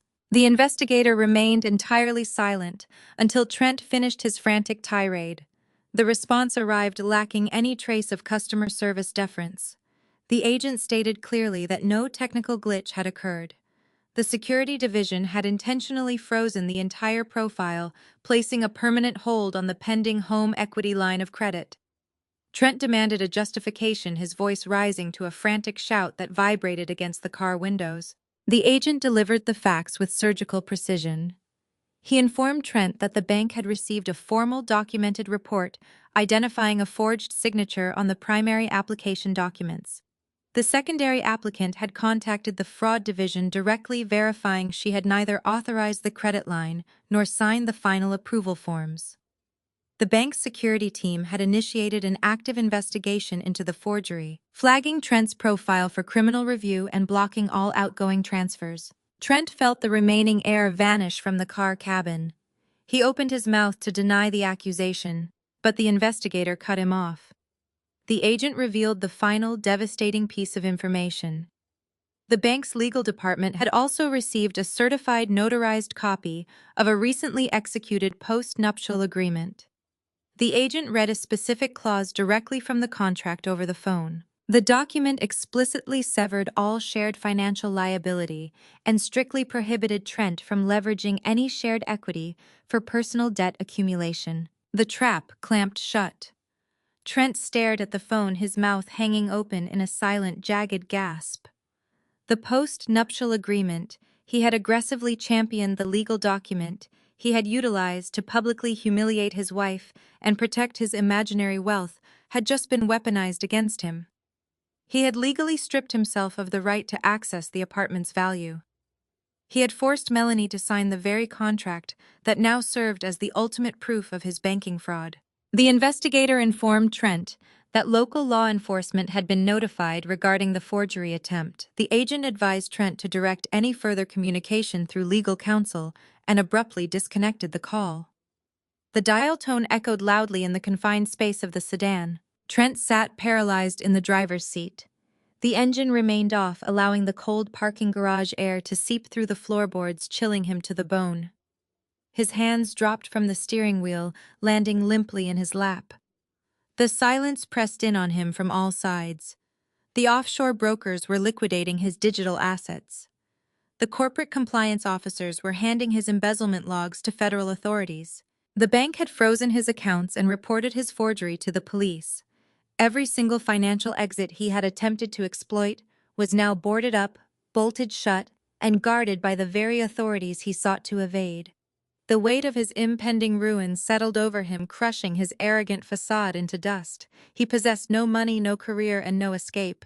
The digital clock on the kitchen microwave flipped to midnight, marking the arrival of a new day. The luxury high-rise apartment remained completely silent, wrapped in the stillness of the late hour. I stood in the center of the master bedroom, carefully folding clothes and placing them into a small leather overnight bag. The soft glow of a single bedside lamp cast long, tranquil shadows across the carpet. I moved with quiet efficiency, selecting only the essentials I needed for the next few days. The penthouse in River North awaited my permanent arrival, but I needed to execute this final phase in the shared apartment before severing the physical tie entirely. The atmosphere felt hollow, like a stage set after the final curtain call. I zipped the leather bag shut, the metallic sound sharp in the quiet room. I had tracked Trent's location through our shared mobile plan until he disabled his phone earlier that afternoon. I knew he had spent the last 12 hours wandering the city streets, watching his life dissolve into nothingness. I expected him to return eventually. A man stripped of his pride, his career, and his financial leverage has nowhere else to go but back to the very place he sought to control. A violent, deafening crash shattered the midnight calm. The heavy oak front door slammed open, striking the drywall with enough force to crack the plaster and send paint chips scattering across the floor. I stepped out of the bedroom and stood at the end of the hallway watching the entryway. Trent stumbled over the threshold. He did not walk. He simply pitched forward, his momentum carrying him into the apartment before he caught himself against the console table. He knocked a ceramic vase to the floor, the object shattering into jagged pieces across the hardwood. He did not seem to notice the destruction. The harsh metallic stench of cheap, potent liquor flooded the apartment, mingling aggressively with the sour odor of cold sweat and damp wool. The freezing rain had soaked him to the bone. His bespoke charcoal suit, the same armor he wore to the notary office, clung to his frame in ruined, wrinkled folds. His silk tie was missing. His shirt collar hung open, one button torn completely off the fabric. He looked feral, his eyes wild and unfocused, darting around the dimly lit living room until they finally landed on me. The moment he registered my presence, his composure snapped. He let out a ragged sound devoid of his usual arrogance. He lunged forward, his wet shoes slipping on the polished wood. He closed the distance between us in 3 frantic strides before his legs gave out completely. Trent crashed to his knees, hitting the hardwood floor with a heavy, painful thud. He slid forward, his head bowed, the wet fabric of his suit dragging against the floorboards. He reached out with trembling, desperate hands and clamped his fingers around the hem of my cotton shirt. He gripped the fabric with terrifying strength, treating it like a lifeline over a bottomless drop. He pressed his face against my knees, his shoulders heaving with violent, uninhibited sobs. The weeping was ugly and raw, stripping away the sophisticated executive persona and leaving behind a terrified, broken shell. Tears mixed with rainwater soaking the denim of my jeans. He gasped for air, choking on his own panic, entirely surrendering the dominance he had fought so ruthlessly to maintain. He tilted his head back, looking up at me from the floor. His face was a mask of absolute terror. His eyes were bloodshot, swollen, and leaking a steady stream of tears. He opened his mouth, the words tumbling out in a frantic, slurred rush. He begged me to save him. He confessed everything in a chaotic flood of disjointed sentences. He admitted to the catastrophic margin calls, the offshore liquidation, the embezzlement from his investment firm, and the forged bank documents. He screamed that the federal authorities were preparing a warrant for his arrest. His voice cracked as he outlined his desperate survival plan. He pleaded with me to log into my retirement portal and cash out my entire 401k. He begged me to sell my car immediately to a local dealership. He demanded I contact high-risk lenders to take out maximum capacity personal loans in my name. He promised he would pay me back, swearing on his life that he just needed enough liquid cash to hire a premier criminal defense attorney and pay off the stolen corporate funds before the authorities finalized their indictment. He clung to my shirt, pulling himself upward slightly, his voice dropping to a hoarse, pathetic whisper, begging me not to let him rot in federal prison. I stood perfectly still, silently looking down at the man groveling at my feet. The visual contrast was absolutely staggering. I did not try to pull myself away.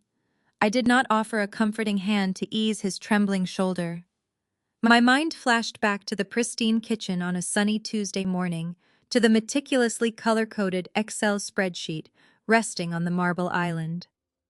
I looked at the man who had aggressively calculated the exact cost of dish soap, laundry detergent, and toilet paper. I remembered the smug, patronizing tone he used when demanding I pay my precise half of the utility bills because he was sick of carrying dead weight. I recalled the arrogant smirk he wore while tapping his crystal wineglass, forcing me to sign a post-nuptial agreement to protect his magnificent wealth from my supposed financial illiteracy. Now that same man knelt in a puddle of his own making, sobbing uncontrollably, begging the woman he viewed as a financial parasite to sacrifice her entire future to shield him from a federal prison cell. He had demanded absolute financial separation to assert his superiority. He had succeeded beyond his wildest comprehension. I stared down at his desperate, tear-streaked face, maintaining an icy, impenetrable silence. I watched his pathetic final breakdown. I looked down at Trent, feeling a profound wave of disgust wash over me. I placed my hands on his shoulders, not to comfort him, but to firmly push him away. I stepped back, severing his desperate grip on my shirt. The sudden release of tension caused him to pitch forward slightly, his hands scrambling against the hardwood to break his fall. I did not flinch. I did not raise my voice or offer any trace of sympathy. I simply stated with absolute clarity that I would not liquidate my retirement accounts. I would not sell my car, and I would certainly not assume a mountain of high-risk debt to rescue him from a crisis he created. I refused to sacrifice a single asset to mitigate his federal crimes. Trent stared at me from the floor, his breath hitching in his throat. He remained frozen for 3 seconds, his brain struggling to process my outright rejection. Then a switch flipped. The pathetic weeping facade evaporated, instantly replaced by a surge of entitled rage. The adrenaline of his desperation ignited his familiar toxic arrogance. He scrambled to his feet, swaying slightly as the alcohol and exhaustion threw him off balance. He pointed a shaking finger at my face, his voice rising to a frantic hoarse scream. He bellowed about my supposed obligations. He screamed that as his wife it was my fundamental duty to absorb his financial burdens, to sacrifice my stability to protect the family unit. He raged that marriage required shared sacrifice, conveniently ignoring the strict segregation he had enforced weeks prior.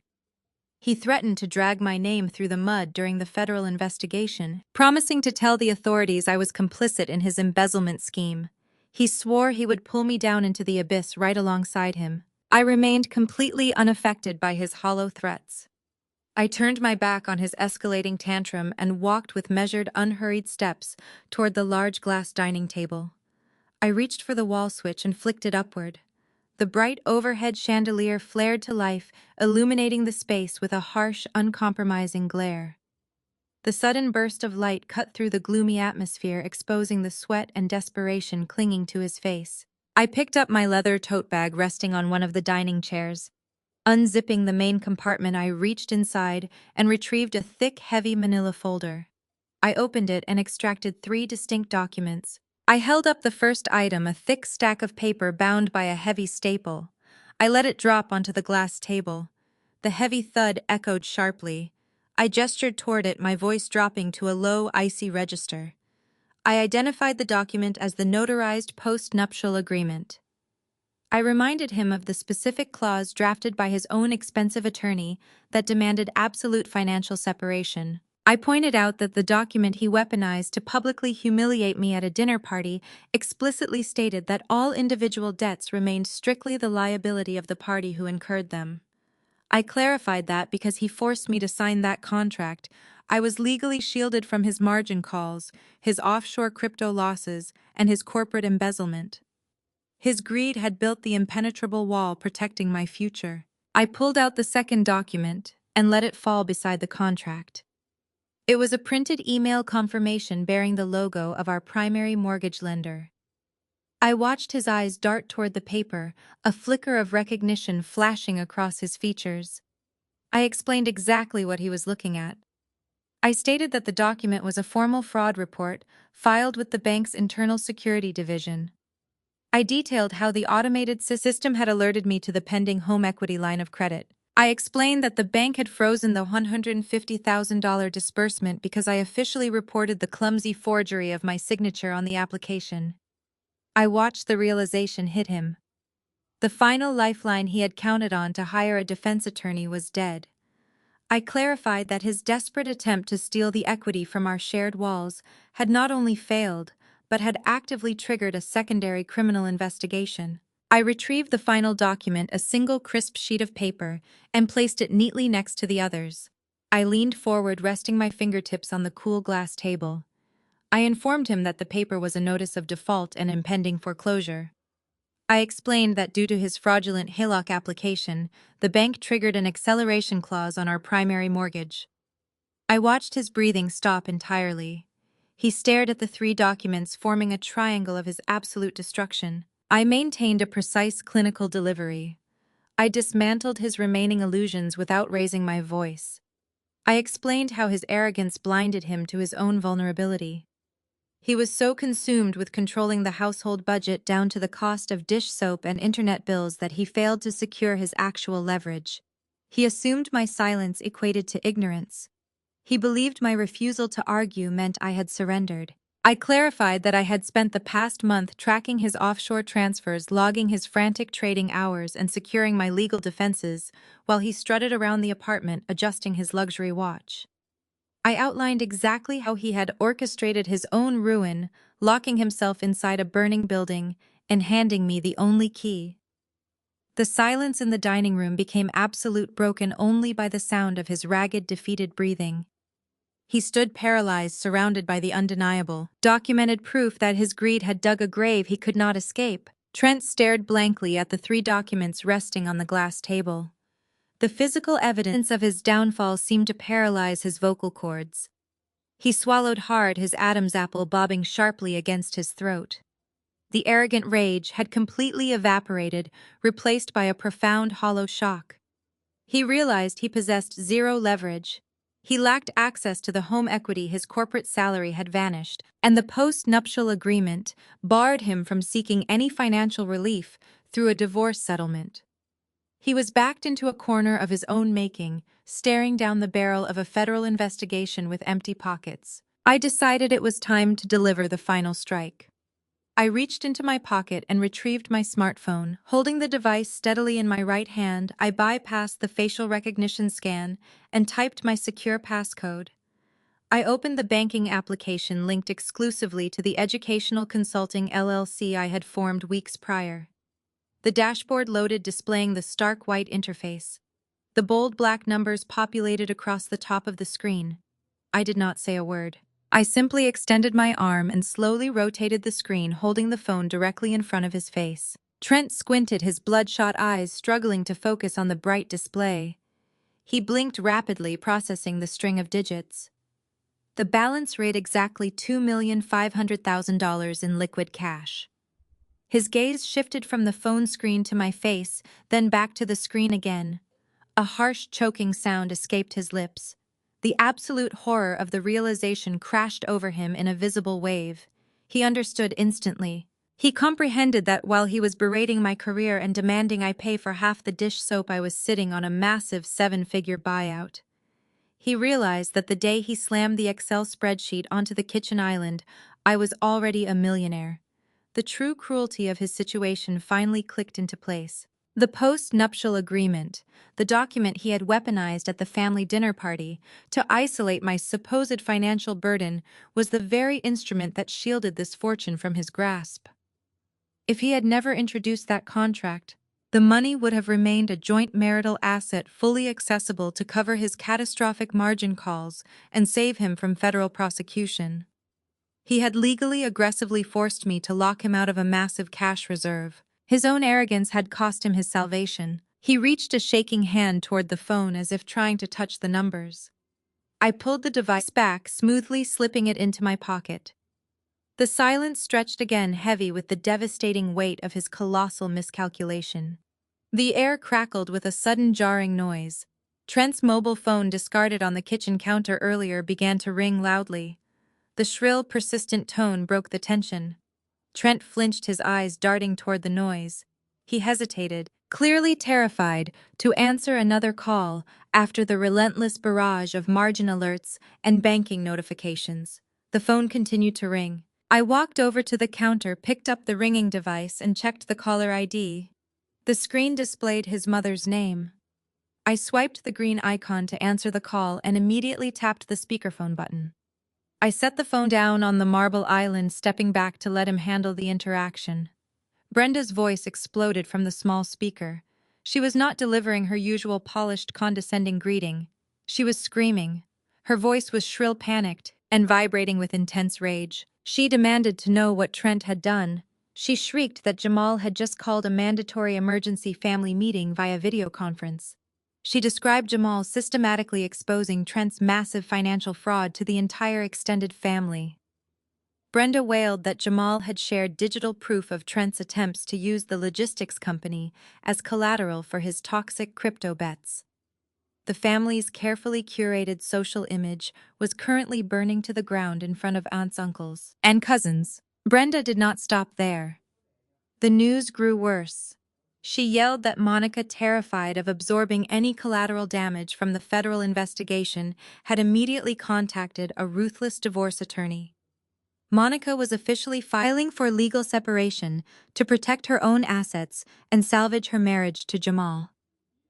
Brenda sobbed, describing Monica's absolute fury at being associated with a disgraced criminal brother. The final blow arrived with brutal clarity. Brenda informed Trent that the family trust was officially closed to him. His father had contacted the estate lawyers to immediately freeze any potential emergency disbursements. The family was severing all financial ties, refusing to fund his legal defense or cover his margin debt. Brenda screamed that he had humiliated them, ruined their standing in the community, and nearly destroyed his sister's marriage. She told him he was entirely on his own, explicitly forbidding him from showing up at their suburban home to ask for a handout. She warned him that if the federal agents came looking, the family would cooperate fully with the investigation to clear their own names. The call ended abruptly with a sharp click, followed by the dial tone echoing through the apartment. Trent stood rooted to the spot, his face buried in his hands. He was completely cut off. The wealthy family safety net he had relied on his entire life had vanished. His mother, who had consistently validated his arrogance and praised his superiority, had just publicly abandoned him to save her own social standing. Jamal had executed a flawless tactical strike, dismantling Trent's support system before Trent could even formulate a lie to defend himself. The isolation was absolute. He had no money, no home equity, no career, no marriage, and now no family. He collapsed back onto his knees on the hardwood floor, a broken, sobbing mess, realizing he was utterly, hopelessly alone in the wreckage he had built. The heavy silence in the apartment fractured as a harsh, rhythmic strobing light caught my attention. The glow pierced the darkness. I turned toward the floor-to-ceiling windows. Sharp flashes of red and blue bounced off the glass, painting the darkened living room in chaotic, alternating colors. The emergency vehicles had arrived.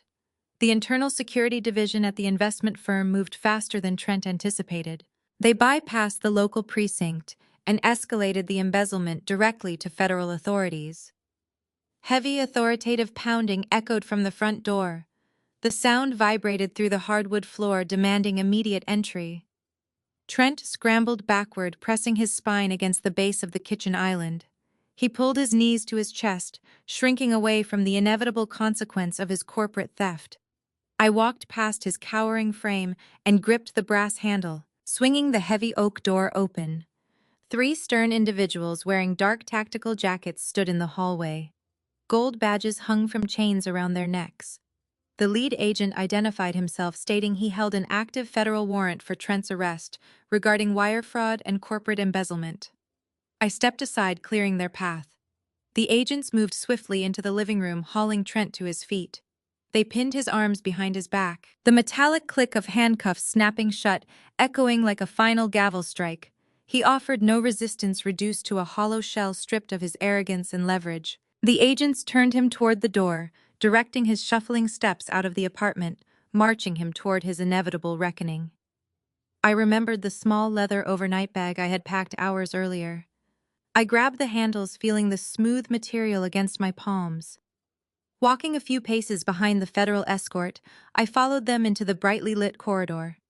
The elevator doors opened, waiting to transport the disgraced fund manager down to the waiting squad cars. Trent looked back over his shoulder, his bloodshot eyes pleading silently for a rescue I would never provide. I lifted the designer suitcase and tossed it forward. The bag landed heavily on the polished tile floor right at his feet.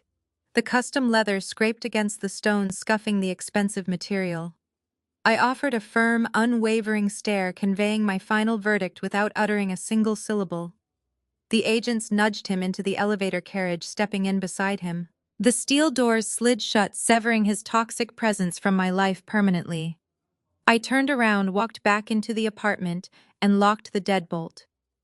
The crushing weight of the past 5 years vanished, leaving behind a clean, empty canvas. The harsh winter thawed, giving way to a bright, vibrant Chicago spring, washing away the bitter memories of the previous year. 6 months passed since the federal authorities escorted Trent out of the building. I woke to the gentle warmth of morning sunlight streaming through the expansive glass walls of my River North penthouse.